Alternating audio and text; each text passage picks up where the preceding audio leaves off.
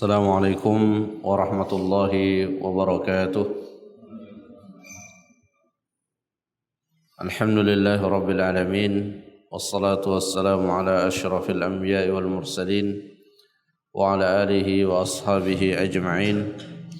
Asyhadu an la ilaha illallah wahdahu la syarika lah wa asyhadu anna Muhammadan abduhu wa rasuluh.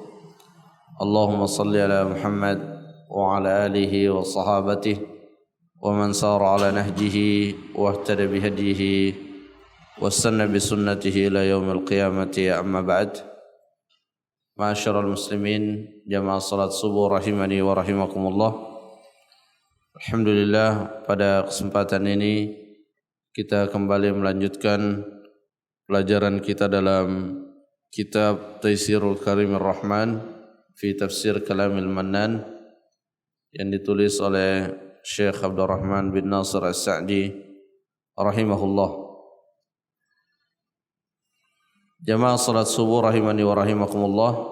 Alhamdulillah, pada pertemuan yang sebelumnya kita telah menyelesaikan penjelasan dari surah Al-Masad, di mana di dalam surah tersebut Allah Subhanahu wa taala menceritakan tentang Abu Lahab, salah seorang yang sangat gigih dan aktif di dalam menghalang-halangi dakwah Rasulullah sallallahu alaihi wasallam. Dan di masa ia masih hidup, Allah menurunkan ayat Al-Quran yang menjelaskan tentang keadaan Abu Lahab di dunia dan di akhirat, di mana Allah memastikan bahwa dia tidak akan mendapatkan hidayah, dan itu adalah salah satu bentuk pembalasan Allah disebabkan oleh kegigihannya di dalam menghalang-halangi dakwah Rasulullah sallallahu alaihi wasallam, disebabkan oleh kebenciannya kepada Rasulullah sallallahu alaihi wasallam. Sehingga dari kisah tersebut kita telah menyebutkan satu pelajaran yang sangat penting, bahwa hendaknya siapa saja berhati-hati dari yang namanya membenci Rasulullah dan membenci sunnah Rasulullah sallallahu alaihi wasallam. Kemudian dari ayat itu juga, atau dari surah Al-Masad, para fuqaha menyimpulkan bahwa pernikahan orang-orang kafir secara asal sah hukumnya, sehingga ketika mereka memeluk agama Islam tidak perlu untuk diperintahkan mengulangi pernikahannya. Selama yang dinikahi adalah wanita-wanita yang memang bukan mahramnya, maka pernikahan mereka sudah mencukupi dan tidak perlu diulang kembali. Jamaah salat subuh rahimani wa rahimakumullah. Kemudian kita lanjutkan pada surah yang berikutnya, yaitu suratul Ikhlas. Suratul Ikhlas adalah salah satu surah yang Nabi sallallahu alaihi wasallam menyebutkan banyak keutamaan tentang surah ini. Suatu ketika Nabi sallallahu alaihi wasallam mengumpulkan para sahabat-sahabatnya dan mengatakan kepada mereka, saya akan membacakan kepada kalian sepertiga dari Al-Quran. Dan ternyata yang dibaca oleh Nabi sallallahu alaihi wasallam adalah suratul Ikhlas.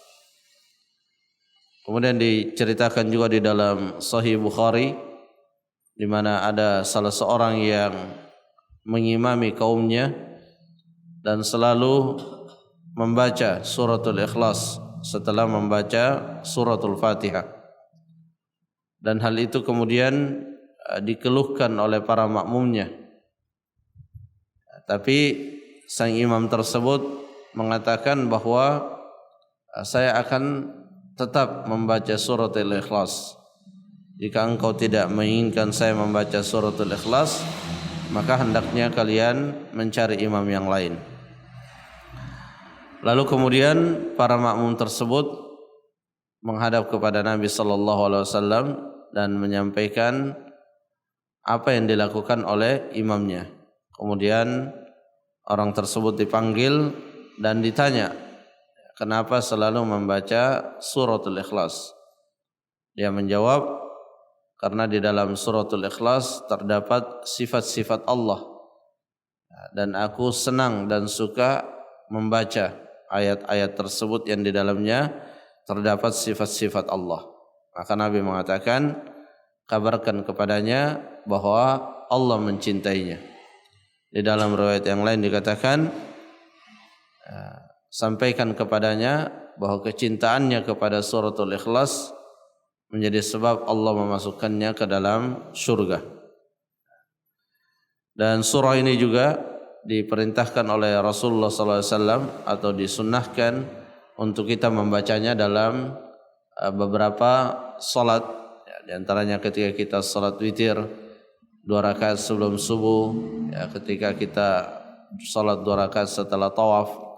Dan ini tentunya menunjukkan bahwa makna yang terkandung di dalam suratul Ikhlas adalah makna-makna yang sangat penting untuk selalu kita hadirkan dan segarkan di dalam ingatan kita.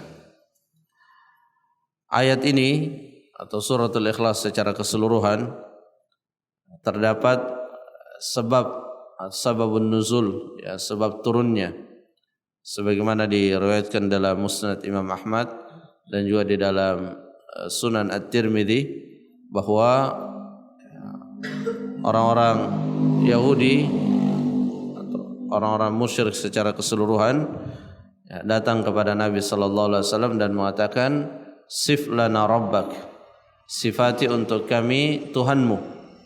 Maka Allah Subhanahu wa taala menurunkan suratul Ikhlas.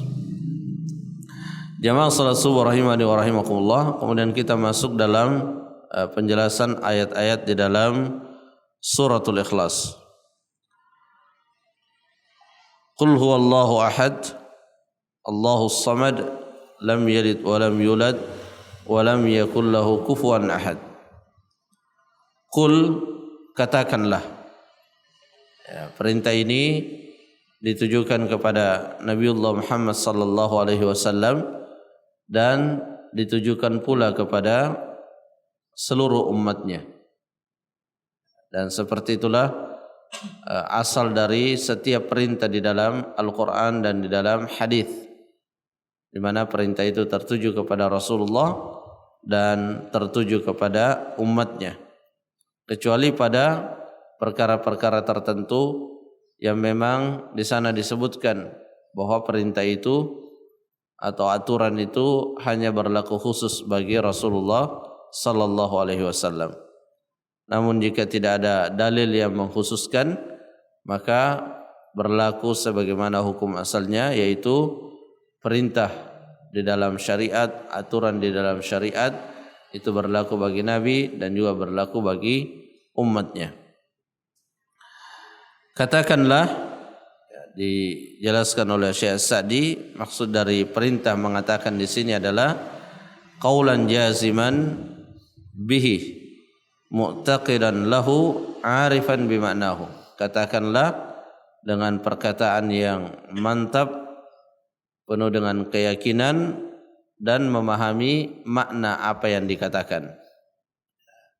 Dan seperti itulah yang wajib untuk kita wujudkan di dalam permasalahan-permasalahan akidah, permasalahan-permasalahan tauhid, di mana kita tidak sebatas mengucapkannya saja, tapi apa yang kita ucapkan tersebut harus disertai dengan keyakinan, dan tentunya keyakinan itu berasal dari pengetahuan kita terhadap apa yang kita ucapkan.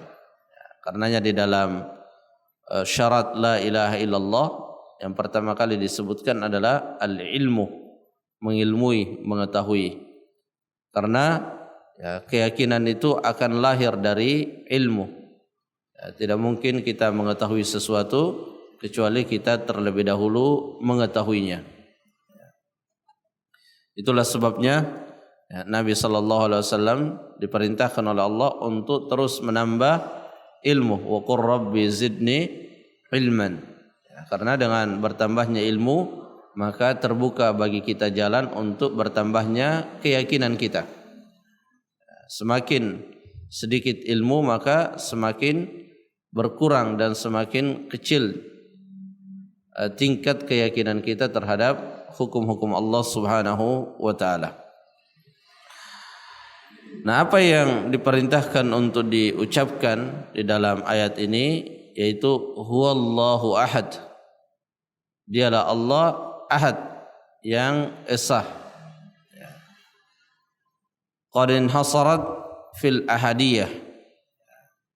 Allah Subhanahu wa taala esa dan satu-satunya yang memiliki kesempurnaan dalam nama-namanya dan di dalam sifat-sifatnya. Dalam Al-Quran, kalau kita membacanya dari awal sampai akhir, maka kita akan sering mendapatkan di sana disebutkan tentang nama-nama Allah, sifat-sifat Allah, dan itu salah satu wasilah bagi kita untuk mengenal Allah. Mengenal Allah dengan mengenal nama-namanya dan mengenali sifat-sifatnya. Dan setiap nama Allah yang disebutkan di dalam Al-Quran dan disebutkan di dalam sunnah Rasulullah itu terkandung di dalamnya sifat Allah Subhanahu wa taala. Jadi nama Allah sekaligus menjelaskan tentang sifat Allah. Jadi ketika disebut Al-Ghafur yang Maha Pengampun, maka tentu itu bermakna atau sifat yang ada di dalamnya bahwa Allah Subhanahu wa taala mengampuni. Ar-Rahim yang Maha Penyayang, maka itu berarti Allah Subhanahu wa taala menyayangi. Dan semua sifat Allah Subhanahu wa taala sempurna. Itu salah satu keyakinan yang sangat mendasar di dalam memahami nama-nama dan sifat Allah. Apapun yang Allah sebutkan, apapun yang Allah nisbatkan kepada dirinya terkait dengan nama dan sifat, maka kita meyakininya bahwa itu adalah kesempurnaan. Dan Allah Subhanahu wa taala selain esa, selain tunggal di dalam kesempurnaan nama-nama dan sifatnya, juga Allah Subhanahu wa taala kita tauhidkan, kita esakan di dalam rububiyahnya, di dalam perbuatan-perbuatan yang Allah lakukan, di mana kita meyakini bahwa apa yang Allah lakukan itu tidak mungkin dilakukan oleh siapapun selainnya. Kalau Allah menciptakan, berarti tidak ada yang bisa menciptakan selain Allah. Kalau Allah yang memberi rezeki, berarti tidak ada yang bisa memberi rezeki selain Allah. Kalau Allah memberi manfaat dan mudarat, berarti tidak ada selain Allah yang bisa memberikan manfaat dan mudarat. Kalau Allah mengetahui perkara yang gaib, maka tidak ada yang mengetahui perkara yang gaib selain Allah Subhanahu wa taala. Itulah yang dimaksud dengan tauhidur rububiyah, mengesahkan Allah di dalam rububiyahnya, yaitu mengesahkan Allah di dalam perbuatan-perbuatan yang dilakukan oleh Allah, bahwa perbuatan itu tidak ada yang sanggup untuk melakukannya kecuali hanya Allah Subhanahu wa taala. Karenanya ketika ada di antara manusia berkeyakinan bahwa ada selain Allah yang mengetahui perkara yang gaib, maka ia terjatuh di dalam kesyirikan dalam rububiyah Allah Subhanahu wa taala. Kemudian juga kita mengesahkan Allah Subhanahu wa taala di dalam uluhiyahnya, dan ini merupakan konsekuensi dari kita mengesahkan Allah di dalam rububiyahnya. Jadi ketika seseorang benar-benar mengesahkan Allah bahwa dia adalah satu-satunya pencipta, satu-satunya pemberi rezeki, maka tentu dia akan menyembah hanya kepada Allah Subhanahu wa taala. Karena yang disembah adalah yang mampu melakukan sesuatu yang tidak sanggup dilakukan oleh siapapun. Yang disembah adalah yang memiliki sifat-sifat kesempurnaan. Sehingga tiga macam tauhid yang dijelaskan oleh para ulama, tauhid rububiyah, tauhid uluhiyah, tauhid asma wa sifat, ini pada hakikatnya tidak terpisah-pisahkan. Ya, ketika seseorang memahami dengan benar, maka ketiga hal ini tidak terpisahkan satu sama lain. Allahus Samad, ya, Allahus Samad dijelaskan oleh Syekh Muhammad bin Shalih Al-Utsaimin bahwa yang dimaksud dengan As-Samad itu adalah al-kamil fi sifatihi allati iftaqarat ilaihi jami'ul makhluqat, yang sempurna dalam seluruh sifat-sifatnya sehingga seluruh makhluk butuh kepadanya. Karenanya dalam terjemahan sering disebutkan Allah tempat bergantung para makhluk. Semua makhluk ketika butuh sesuatu maka dia menuju kepada Allah Subhanahu wa taala. Semakin seseorang mengerti dan memahami kesempurnaan daripada sifat-sifat Allah, maka ia akan semakin berusaha untuk mendekat kepada Allah Subhanahu wa taala. Ya, dan itulah sebabnya kenapa Nabi sallallahu alaihi wasallam memotivasi kita untuk mengetahui nama-nama dan sifat Allah, sebagaimana dalam hadis sahih, inna lillahi tis'atan wa tis'ina isman man ahsaha dakhalal jannah. Sungguhnya Allah Subhanahu wa taala memiliki 99 nama. 99 nama yang dimaksud dalam hadis ini tidak berarti bahwa nama Allah hanya terbatas pada itu saja. Tapi ada 99 di mana siapa saja yang menghafalnya, memahaminya dan mengamalkannya, maka Allah Subhanahu wa taala menjanjikan kepadanya surga. Ya, kenapa? Karena ketika seseorang mengerti nama-nama dan sifat Allah dan dia mengamalkannya, dalam arti dia menyebutkan nama-nama tersebut di dalam doanya, menjadi sebab ia semakin ingin dekat kepada Allah, maka tentu ini akan mempengaruhi kesolehan seseorang. Ketika seorang membaca Al-Ghafur, Maha Pengampun, maka bentuk pengamalan kita terhadap nama Allah Subhanahu wa taala Maha Pengampun adalah banyak meminta ampun kepada Allah Subhanahu wa taala. Karena dalam Al-Qur'an Allah berfirman, "Walillahil asmaul husna fad'uuhu biha." Dan Allah Subhanahu wa taala memiliki nama-nama yang terbaik. Maka berdoalah kepadanya dengan nama-nama tersebut.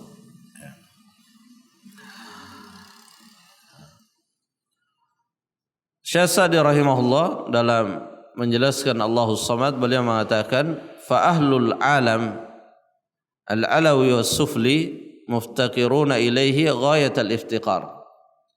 Bahwasanya penghuni alam, baik yang bertempat baik yang di atas ataupun yang di bawah, yang di permukaan bumi ataupun yang di dalam perut bumi, muftaqiruna ilaihi ghayatal iftiqar. Mereka semua butuh kepada Allah dengan kebutuhan yang mencapai puncaknya. Inilah sebabnya kenapa Allah sangat murka kepada orang-orang yang menyekutukan Allah. Kenapa? Karena orang yang menyekutukan Allah Subhanahu wa taala pada hakikatnya dia telah menempatkan sesuatu yang tidak pada tempatnya. Dan semestinya penyembahan itu hanya ditujukan kepada Allah, tapi dia ditujukan kepada yang semisal dengan dirinya. Siapapun selain Allah itu sama dengan kita dalam hal sama-sama butuh kepada Allah. Sehingga sangat bertentangan dengan ayat, bertentangan dengan akal kalau kemudian ada orang yang menyembah kepada orang yang sama dengan dirinya, sama-sama butuh kepada Allah, mestinya menyembah kepada Allah Subhanahu wa taala, tapi justru ia menyembah kepada yang butuh juga kepada Allah Subhanahu wa taala. Muftaqiruna ilaihi ghayatal iftiqar.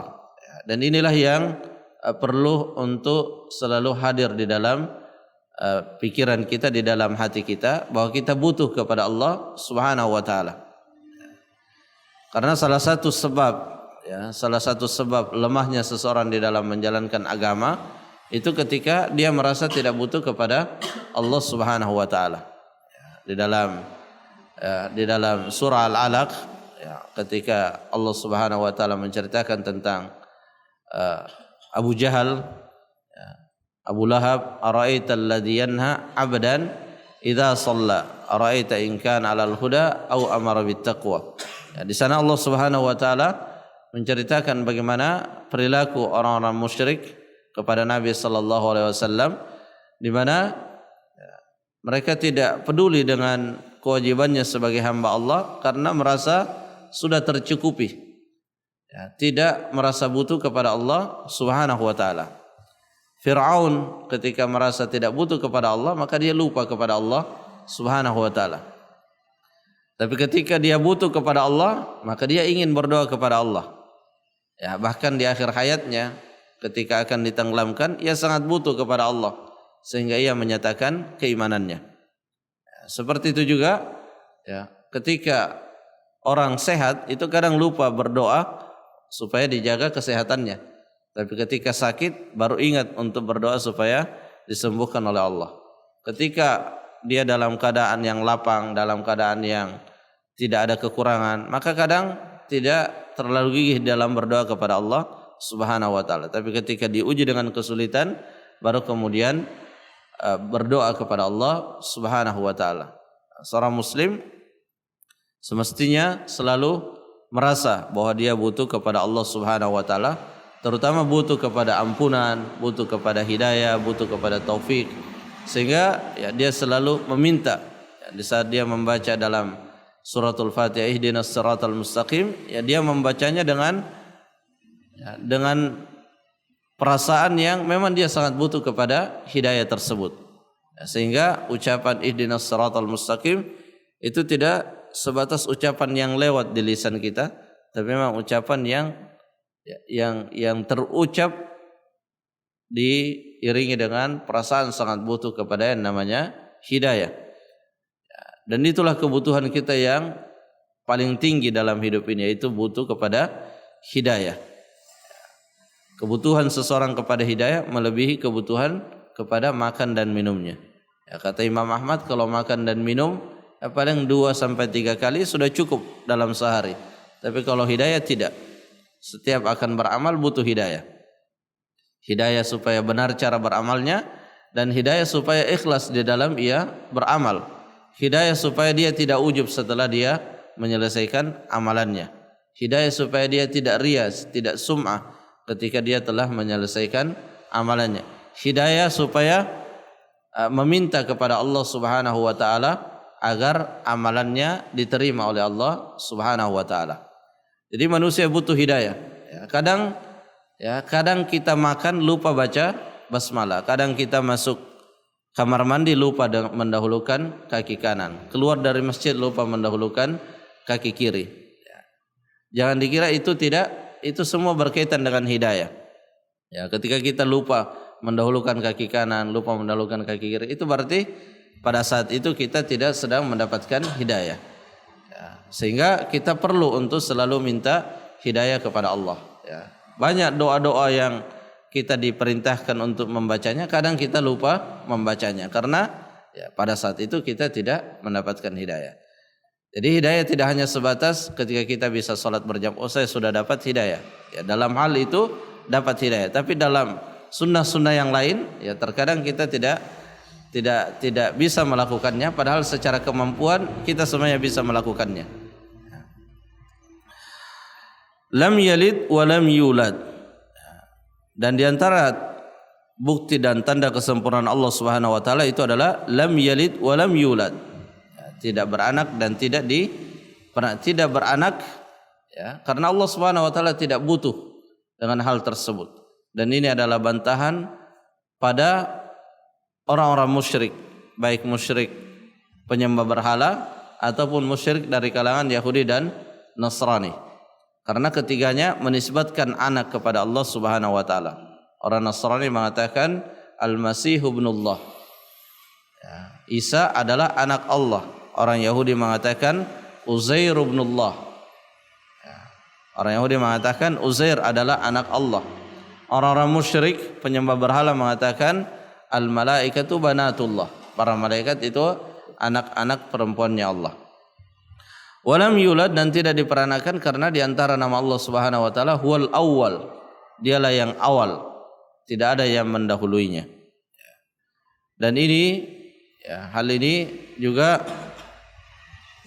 ada yang perlu kita waspadai dalam masalah-masalah seperti ini, di mana terkadang syaitan datang membisiki kita dengan pertanyaan-pertanyaan yang akan menjerumuskan kita dalam penyimpangan.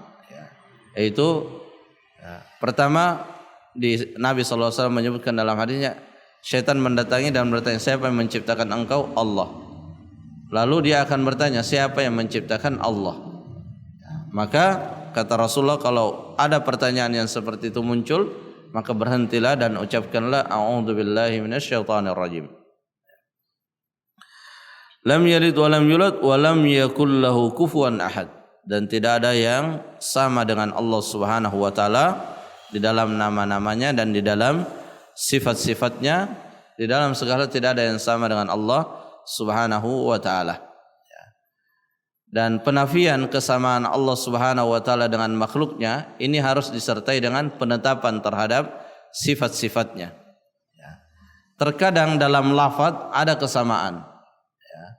Di dalam Al-Quran di akhir surat Taubah ketika Allah mensifati Rasulullah, Allah menyebutkan sifat Rasulullah dengan laqad ja'akum rasulun min anfusikum azizun 'alaihi ma 'anittum harisun 'alaikum bil mu'minina raufur rahim. Allah Subhanahu wa taala di dalam ayat tersebut menyebutkan bahwa Nabi Muhammad itu raufun rahimun.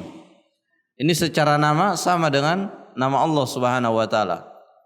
Nama Allah Subhanahu Ar-Rauf Ar-Rahim. Rasulullah juga Rauf Rahim. Terkadang secara lafaz itu bisa saja sama, tapi secara hakikat tidak sama, karena apa yang dimiliki oleh Allah itu adalah kesempurnaan, sedangkan yang selain Allah tidak sampai pada tingkat kesempurnaan. Jadi jangan sampai karena ada kesamaan dalam hal tertentu dengan makhluknya kemudian kita menafikan sifat Allah Subhanahu wa taala. Seperti ketika Nabi sallallahu alaihi wasallam mengatakan Allah turun ke langit dunia di setiap sepertiga malam terakhir.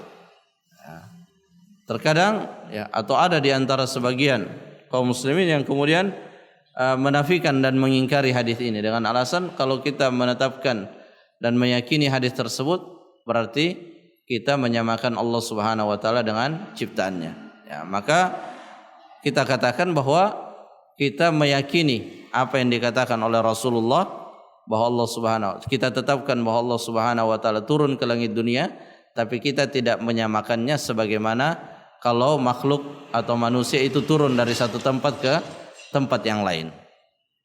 Jadi para sahabat Rasulullah sallallahu alaihi wasallam itu sangat simpel di dalam memahami hal-hal yang seperti ini, mengimani sebagaimana lafadznya dan tidak mempertanyakan hakikat dan kaifiatnya. Maka jiwa kita akan tenang dan tidak dipusingkan oleh banyak pertanyaan-pertanyaan yang sesungguhnya akal kita tidak sanggup memikul dan menjawab pertanyaan tersebut.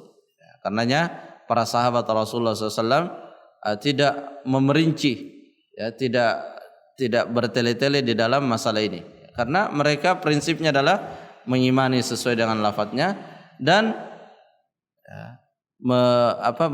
menyerahkan kaifiat dan hakikat daripada sifat-sifat Allah Subhanahu wa taala. Jamaah rahimakumullah, mungkin ini yang bisa disampaikan, semoga bermanfaat. Wallahu taala alam bissawab. Subhanakallahumma rabbana wa bihamdik asyhadu an la ilaha illa ant astaghfiruka wa atubu ilaik. Assalamualaikum warahmatullahi wabarakatuh.